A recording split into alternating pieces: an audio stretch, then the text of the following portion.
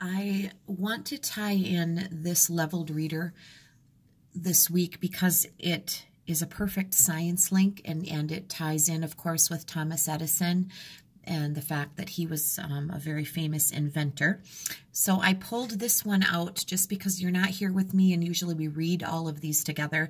This one is the vocabulary reader, and it is entitled Everyday Inventions, but a perfect science topic for us to talk about this week. So I'm going to share it with you, and I'll kind of scoot the book back and forth, and hopefully you can see what's going on here. So the introduction says, imagine this scene.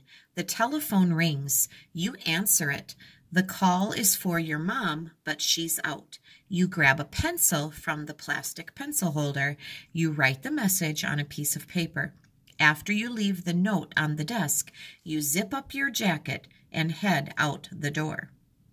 The telephone is one of the most popular inventions ever made, and I'm kind of chuckling as I look at this picture because it is a flip phone, which dates this book a little bit, right?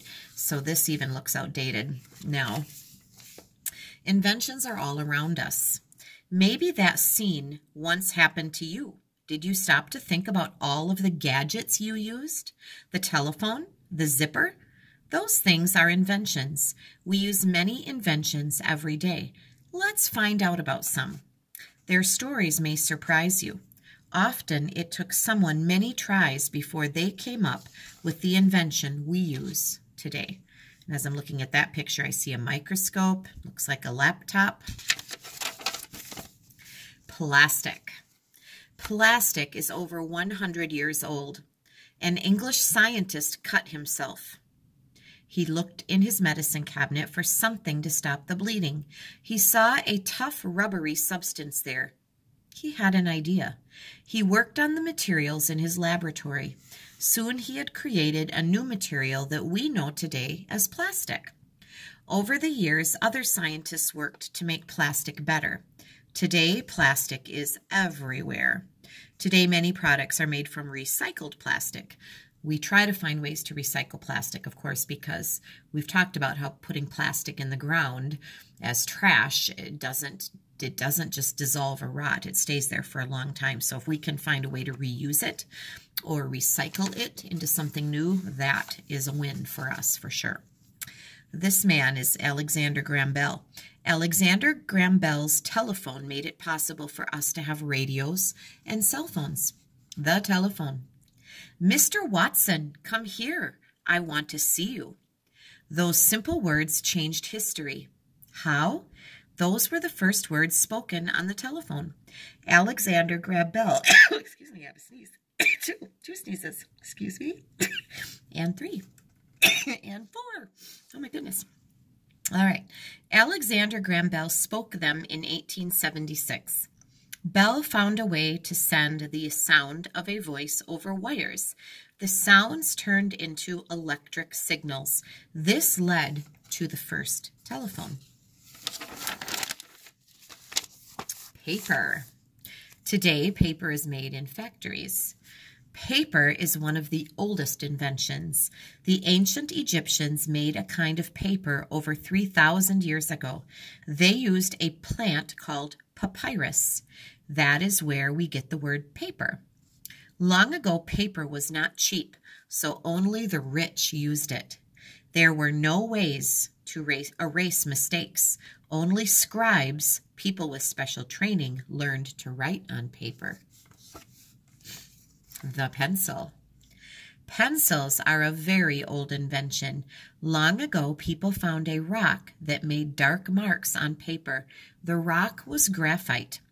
But there was a problem writing with these rocks. Graphite breaks very easily. So what was the answer?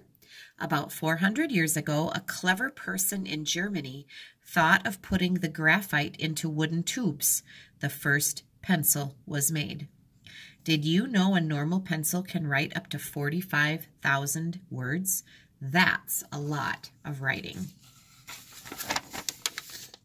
The eraser. The rubber used to make erasers and other things comes from the rubber tree. The eraser was not invented at the same time as the first pencil. People used to erase pencil marks with pieces of bread. What a mess. Then an explorer found people in South America using rubber. He brought it back to Europe. The rubber could erase pencil marks. These first erasers were called rubber because they rubbed out pencil marks. I didn't know that. That's a new fact. The zipper. There are many stories about how inventors created the zipper. One is about an inventor who had a friend with a bad back. The friend could not tie his shoes. The inventor used his genius and after many experiments made a sliding fastener. It could open and close the man's shoes. It led to our modern zipper. Today's zippers are on many items from coats to luggage to backpacks. The word zipper comes from the sound that the fastener makes. Zip. All right. One more. The conclusion, the ending. Every day you use inventions. Some inventions have occasional uses, which means once in a while, and others are used every day.